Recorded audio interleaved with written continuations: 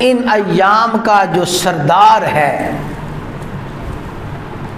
اور ان ایام کا جو سپہ سالار یوم ہے وہ یوم عرفہ ہے۔ یوم عرفہ ذی الحجہ کی 9 تاریخ، اور ذی الحجہ کی 9 تاریخ ان سارے کے سارے ایام کا خلاصہ نچوڑ لب لباب ہے۔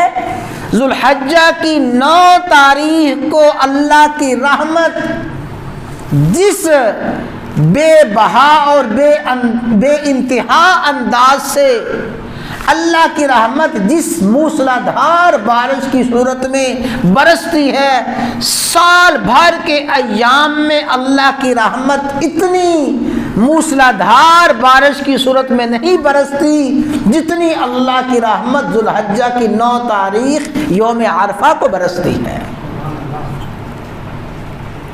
یوم عرفہ ذی الحجہ کی 9 تاریخ،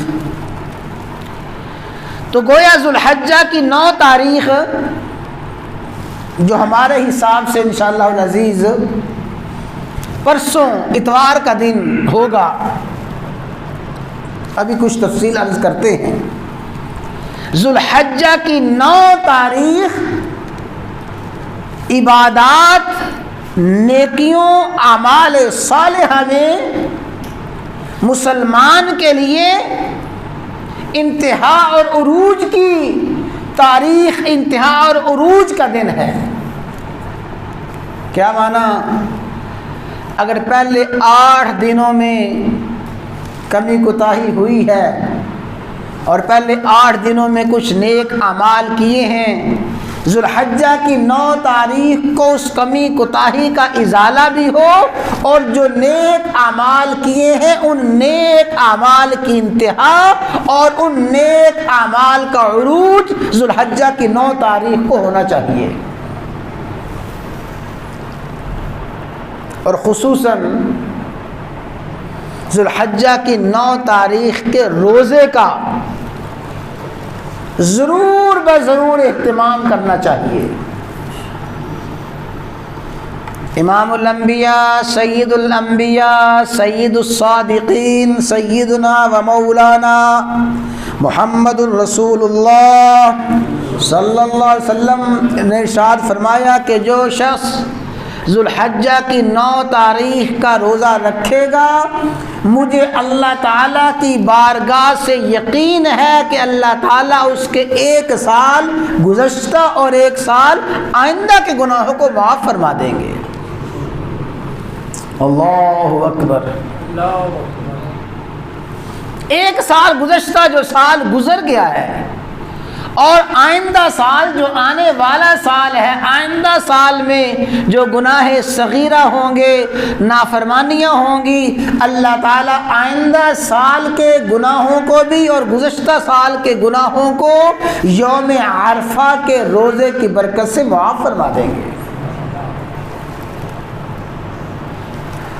اور اللہ کے خوش بخت بندے، اللہ کے نیک بخت بندے جن کو ان احادیث پہ، ان فرامین پہ یقین ہے، ان کا معمول کیا تھا؟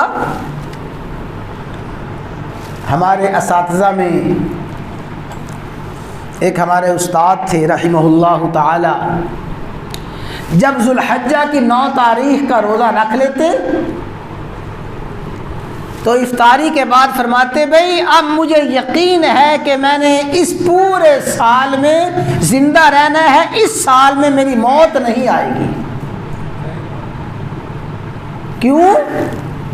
سید الصادقین نے فرمایا کہ روزے عرفہ کے یعنی عرفہ کے دن کے روزے کی برکت سے اللہ تعالیٰ 1 سال گزشتہ 1 سال آئندہ کے گناہوں کو معاف فرما دیں گے۔ ظاہر ہے بندہ جب سال بھر زندہ رہے گا، گناہ کرے گا، تبھی تو گناہ معاف ہوں گے۔ مجھے یقین ہے کہ میں نے اس سال نہیں مرنا۔ اور 1 سال پھر ایسے ہوا اتفاقی روزہ نہ رکھ سکے، آنکھ نہ کھلی، سحر نہ کر سکے۔ جب یوم عرفہ کا روزہ رہ گیا تو دوسرے سے فرمانے لگے کہ اب معلوم ہوتا ہے کہ اسی سال میں بلاوا آ جائے گا، اس سال میں میری موت واقع ہو جائے گی۔